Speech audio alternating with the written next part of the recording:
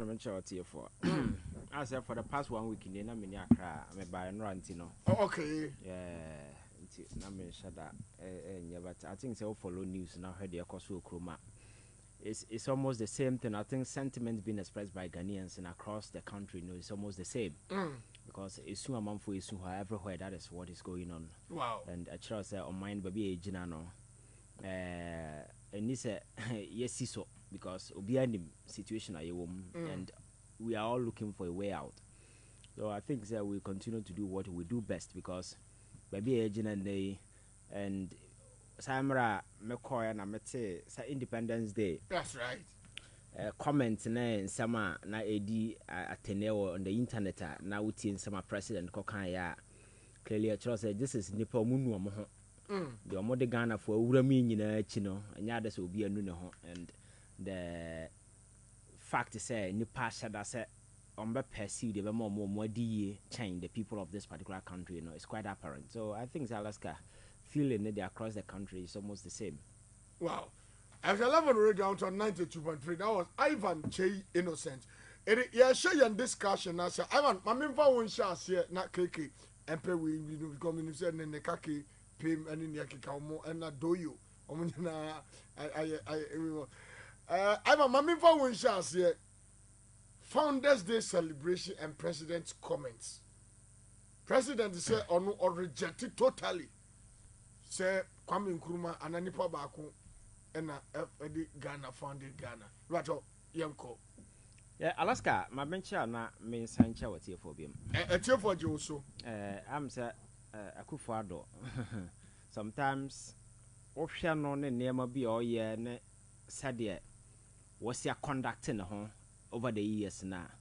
I am not surprised that there is anything that will ever come from the president. Any Ghanaian will be surprised. Really? Yes, because and some oka abraba obo ne de ekoso in this country there seem to be the similarities are quite striking and many me so be make that particular statement and it's quite unfortunate. Alaska all started there has been this desperate attempt to hoodwink Ghanaians into believing say JB Danquah and his ancestors nipa from his bloodline people who fought, and I think in recent times, Bebre says, Amra na Nanamo school fighting to liberate this country, na Ghana for Makano Mohe. Very often you hear some of these comments from people like Gabi and Co. And you see, that's right. Or Safumafo. Yes, you see, it's silly when educated people begin to speak in this particular line, and it's quite unfortunate. So, baby, I free by say first now soldier for now best sam kra eco train you modem or Alaska offer will be bad. The first thing you have to do is you unscript them. Unscript them means a orientation at the end of the Panosiano. Would you can you free the timansa? Okay. Before you re-educate the person, now our personal for whatever you want to use. Exactly. So you first unscript them, you re-educate them, and you repurpose them for whatever agenda aware. Almost as they sought to re-unscript Ghanaians. Okay. By churning out a lot of propaganda. The movie attempt to re-educate us. Now you move away from the Nkrumah line, then JB Danquah and other people will come and near more Maya Makaya Sika Yasano Independence Day celebration. A first republic, free ho, Nema Akosuna. Clearly, this desperation has always been apparent. Now, Nema no more, and Alaska, what's Nasi now for do arms now? One thing, and very apparent. Okay. The poverty of intellect in the way a man or more yes more Nyansa and Kahon. I don't know me, Nyansa. Gabi, I'm a baby, why? Alaska, to begin with. Obian who bet me at Tenabe Biakase, I dear friend independence. Set on mine. Now all struggle to put itself out. No, one person bet me it's not possible. And it has never been done anywhere. So Nipa no muheli in Nkrumah in this country, nobody and now seeking to discount the individual role by other people. A play. Because Kwame Nkrumah want to be independent. That is a fact, and we don't need a president to tell us. Obi already history, Obi onim, and even not just Ghana. Let me take you to South Africa. The struggle appetite Akuffo Addo an attempt to liberate themselves from that colonial rule, no, Alaska, it took a lot of people, effort. Mandela Nkwana prison. There are several other people who went to jail with Mandela. That's right. Some died in prison. There are students omo ye film bi Sarafina. That's right. And ye movie kakeo, a real story no ye movie. Students were part of the agitation. Omo shutu amanfo komo. So students were sacrificed. Nipa ono oye protester ye kuno. Ona Mandela o ti ase when they make sacrifice. O de odi nem kwa twa so.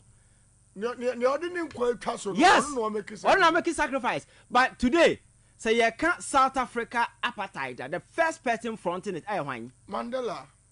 So does it mean that Mandela Nkwana Konje your friend is saying? At some point, the whole of Africa, not countries in Yunaka. That's right. Musicians, born. You wonder, your friends say, Obi born. You say America, Deben. Some that. Yes. Good. Yes. Said DJ Cross or Auntie or catch Alaska. So these are roles a man for player, but in the end, you know, Nina Korea say one person led the liberation. That is why I obey the iconic figure, because you can't bundle a lot of people together and say they fought for independence. But when we go into the story and tell the story in graphics, in details, what you mean Ghana independence movie now the Kwame Nkrumah? No. How is it possible? It is just like sir, a governance architecture. Yes. So ministers of state, but you can't say nanado. Yeah. So it's childish and infantile for anybody to seek to suggest say President Kwame independence that I say Kwame I reject the notion say one person fought for independence. I am crasam. Because nowhere in the world, and one person are fighting for independence. But there is always an iconic figure. That's I'll right. take it the center stage. Oko India, your friend said Mahatma Gandhi. That's right. He's one of the biggest in India, Alaska. Now if we say liberation as for Mulidi, you know, No. in Africa, there are several individuals that come but Kwame Nkrumah role now play no far outstanding. There is the reason why Bobodina Ghana for placing no, and again, then they make us Akuffo Addo Nema or any young son named deliberation is Alaska. UGCC was formed on the 4th of August. That's right. Okay. In the Founders Day celebration, almost 4th of August, and okay. So tell me, what is the historical your friend is saying value in setting aside 4th of August? I there the UGCC. UGCC. Nearby Independence Day, Founders Day. Because Kwame Nkrumah wasn't part of the UGCC. That's right. Because he left. And again, the UGCC never won our independence. And the political movement, or give you birth to your independence. Okay, CPP. That's right. So you can't set aside 4th August. I had the birthday, I had the UGCC. Later, no, they turn out to become saboteurs. And we will tell that story in details. And the Nyansabe and the woman all set it aside. A day at the political party, other political movement, anti-man winning elections at the time. Yes, seeking for independence, you know. Element in this party were even pushing say Abrofono, Sa Kwame Nkrumah no or ye Mamboye Neo. JB Danquah letter. Good independence, you know. Mamon Famano. And say independence has finally come with us, and we have it here. Nipa na munyina mo sorry tia no say at some point all can self governance now no say self government at the shortest possible time munya ready for power. The guy was ready. And again the mere fact say mo set up movement or onu free up on team by ya full time or yeah no Alaska na me culture say the reason why Ghana for Kwame Nkrumah bo bia pass omumo ni di o Kwame Nkrumah buy ya UGCC for kofa na buy to start a movement you know omo idea no was to put the coastal areas and some part of Ashanti region to form a country.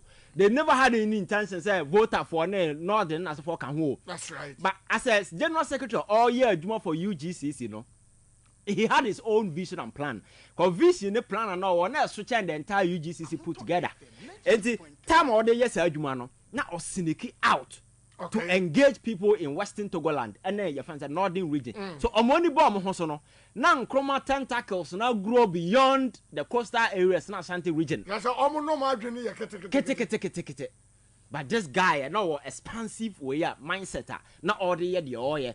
and through the struggle no na se for no nyina no go through a lot of stuff ono mu nyina na Alaska it got to a point on the movement in about winning elections. So if there is any political party you betimi accredit no for winning the independence for this particular country ACPP and UGCC and UGCC. So it doesn't make any historical sense.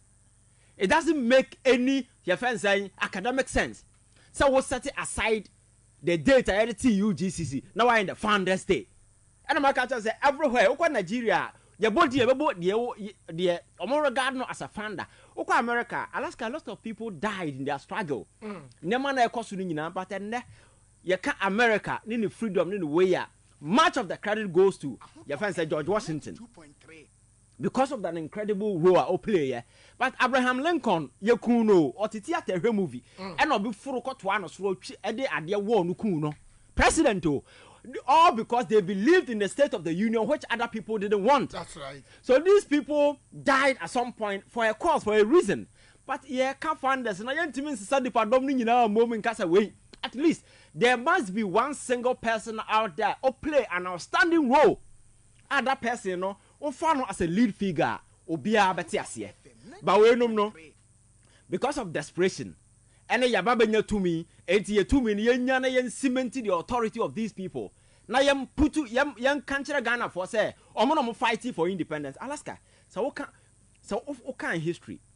Now we have logical, coherent analysis, very incisive analysis about near me fast to see you can only conclude say JB Danquah was nothing but a traitor. Oh, you're a traitor? Yes. Wow. Not just a traitor, he was a criminal saboteur. Yes. Alaska. He was a traitor and a criminal saboteur because this is a guy. Say pay independence. And that's right. Based on account available in the general struggle say pay independence. Say Nkrumah cracks in the moon or through mu. Now say independence now open up at the Bema. Why then do engage in constant correspondences with our brother? That's right. Mom find independence in my Abraya to a man Nkrumah when you know. They were still exchanging with them say independence they are ready. Mom for my end. Just almost started connection a bribe. And that particular Adriana we will unscript you of every tag be a war or any attachment be a war to Ghana's independence. You know? That single act in a war supposed to fight is independence in the man. Take away everything from you. You cannot take credit for the independence anymore. Because at this point, you know, you have become a criminal saboteur, not an enabler. That's right. What I say? And the one now my bar or when you to me, Sabi, I didn't say Bruno cannot come and rewrite the political history of this particular country and seek to impose on us. These criminal saboteurs are in the past, you know. And again, JB Danquah and Nkrumah JB independence now they never relented though. Bonnie and they were mutima or making sure that Nkrumah will not succeed, no. They never stop. Abanese no Oko prison. The guy I can say yes he celebrating as a national hero, no. He was charged with treason. That is the biggest, the heinous crime in the country. Right. Oko prison. Near Nipa no almost say young credit no. He died in the prison as a petty criminal. Wow. Our jail, he was writing letters, and I have a copy of his letter here, writing to Kwame Nkrumah, reminding him, Kwame Nkrumah so by and Adam for no deba and deba may free, but you are down the book, Ukraine, so you be kind now of a book, so I then I said whole lot of stuff. For the supposed hero, no. He died in prison like a petty criminal. Kwame Nkrumah na chene koto because of niama no mo ye enabati we yakoto bombo ha ene we yakwa say enti bombo to no de omo nananom sha se na Osama bin Laden kura nim se de ya chechire bombo. Yes. Akuffo Addo omo nananom sua bombo to no na Osama bin Laden na ya nwo no na wa hu se ye ka we bom atu we enti heredity. Yes, Alaska. I say they nyano for to bomb mo ye.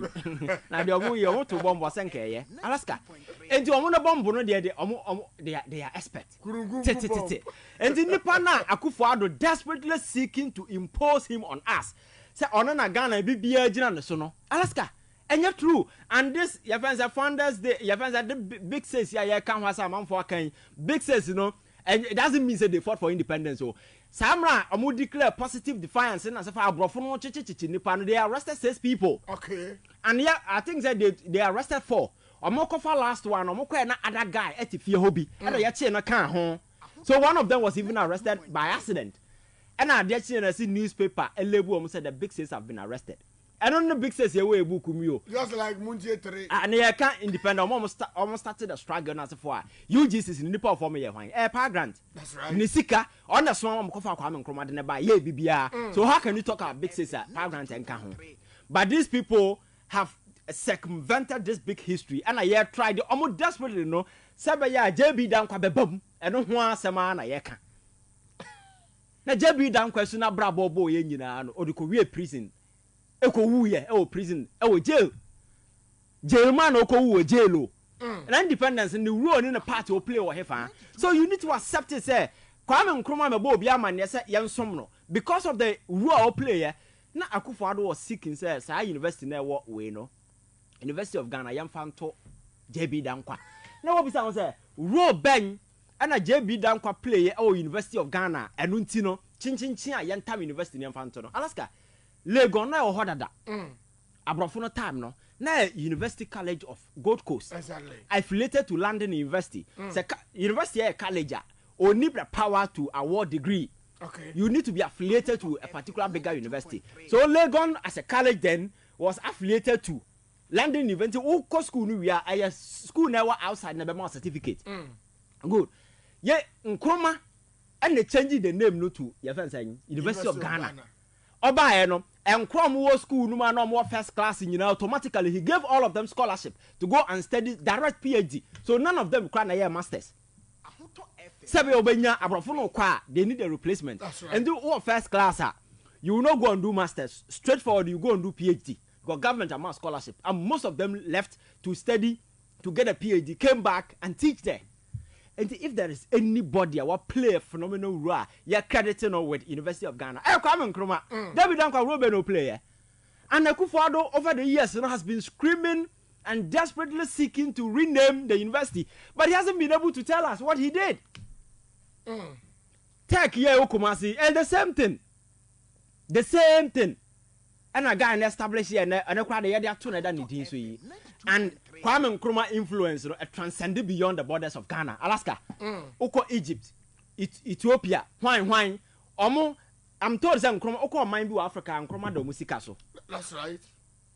It tells you there the legacy that the guy left in his wake it transcended beyond the borders of this country. And I'm asking say, Oko Togwa, Omunima de FNJ JB Danquah.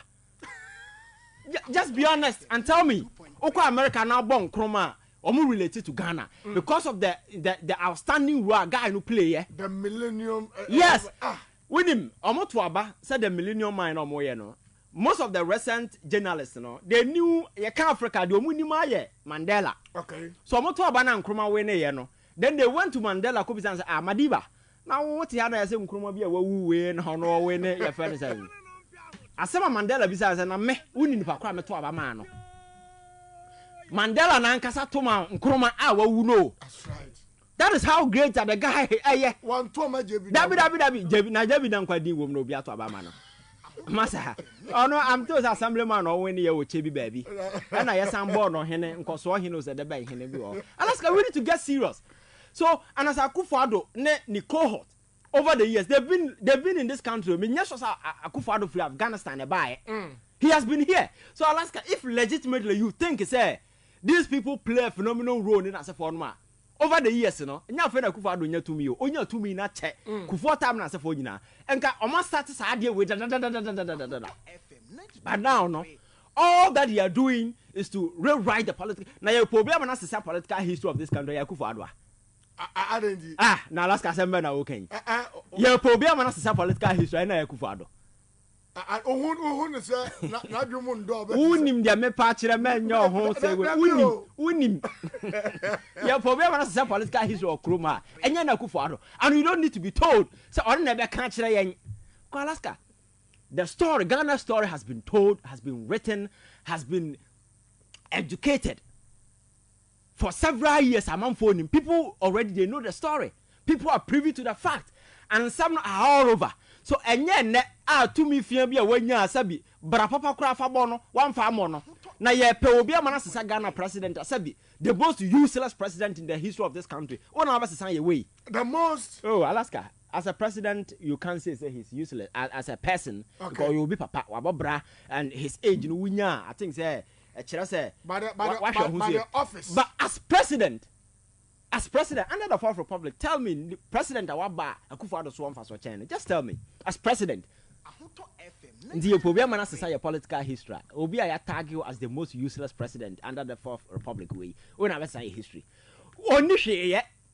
he doesn't have anything of value, nothing to offer this country. And the time na see the solve problems. That is why you see him on TV on Independent on the Fourth Republic.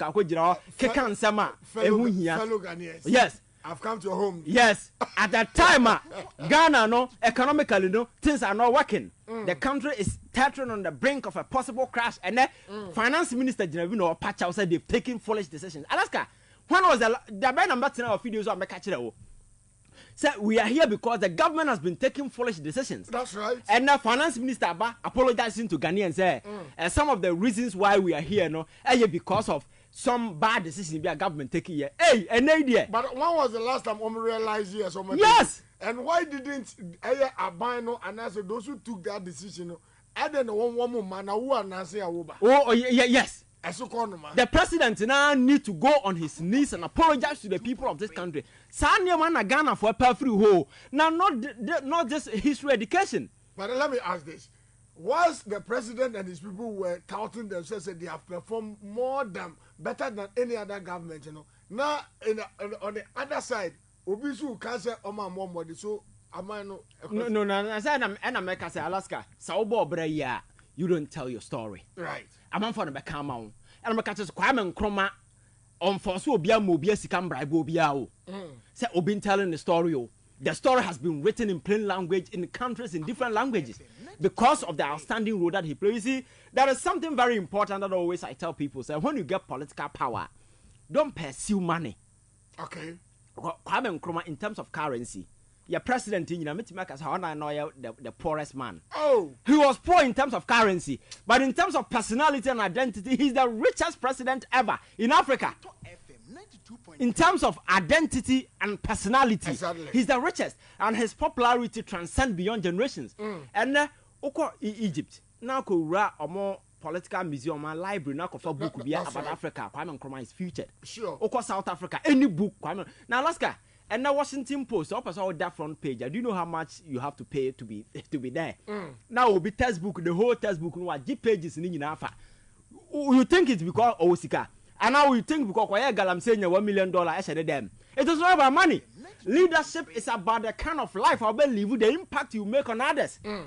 That's those things I live forever. Now Ghana, how I am called the past, young called history.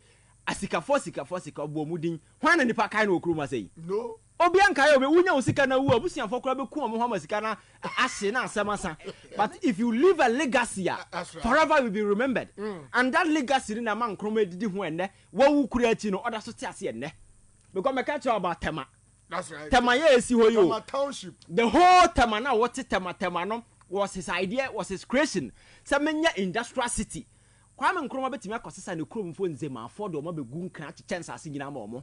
But he never did that in Krasisem. That in Krasisem na Akuffo Addo ashase no. Wa shase. Oh, wa so shase ye nyenne. Kwame Nkrumah be president no. Ngo betimi akotu nzema afọ from krom asese aspread omo. Na nka tema wo yesa ngo betimi de tema ma omo. That's right. Say me krom nzema afọ mo meje tema mo ma. Afi ye be friend nzema tema. Nzema tema. Alaska. But because the guy was selfless, he felt to say, we need to do something extraordinary because our mind never can anymore. We need industry to be able to do things. Oh, yeah, no, the Ghana for answer. Today, politicians, Alaska, they are not seeking to put up anything like Temao. That is the legacy the guy did. Look at the factories now for spread across the length and breadth of this country. Right. So it is not about saying Nkrumah bribe obi and answer oyade bia or akwase ebinumu achi say your money din abrabo no ba people will tell your story. The name obeja no ho na mbeka na mumu ba sika pe papa ohene ya oti kromo okeka nsem hu na da bia oba obeka asama na manfo edi na temu social media ochi hino se hwan Alaska all the birthday GMPC sika oman sika o ene ye tam ye na de mawo ena so wudidi birthday na nipa do se na omudi o birthday GMPC mo sika ayo oman sika okodua nua Alaska na se Ghana a serious country and kasa Akuffo we nyina emre be duru a they will have to answer for their crimes because enya wo family association in linkage be a with certain individuals and the corridors of power kasa sika na ka won sanka what as here na oman na ya messing it to this extent now you hold a significant position of influence nipa no so be no from na Kenyan sasem kire no osi na wo se ne kutupa no mudi nsem hunu no oman no bo because of the ubedinti no you think that is it Alaska leadership no obo brabo ni say ya you end up like JB Danquah nobody will remember you right because we cannot be sitting here today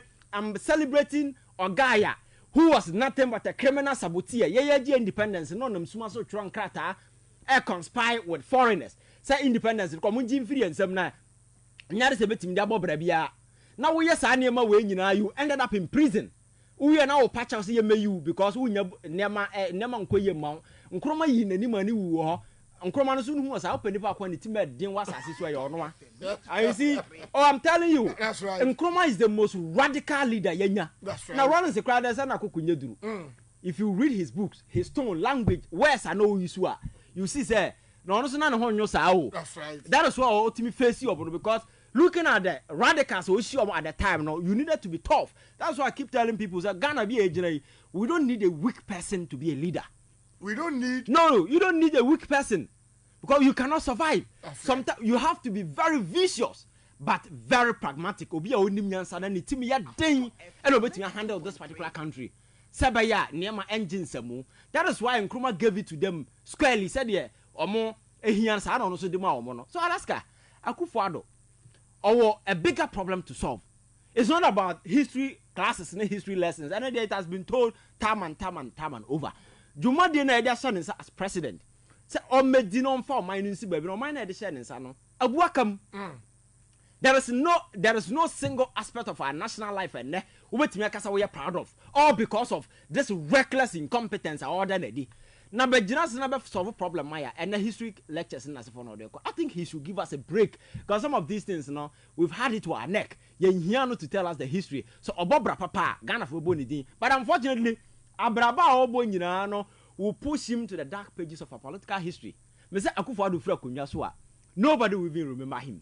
right Because nidimba wadwin mu a eyabufuo no how na ya fansan you just wish like one mayor president. but I say Ivan Che innocent and I will tell nka me twa me ho sima me ba keke na Ivan ekasa no me hu so watwe note no mo who wan kasa what would the booklet na ba no me ma say Give us P capsules. A memory. Manum bia ye benamua. Kani metutu ya na minkumabwa. Sese die. Betu esa kum menia. Give us P capsules.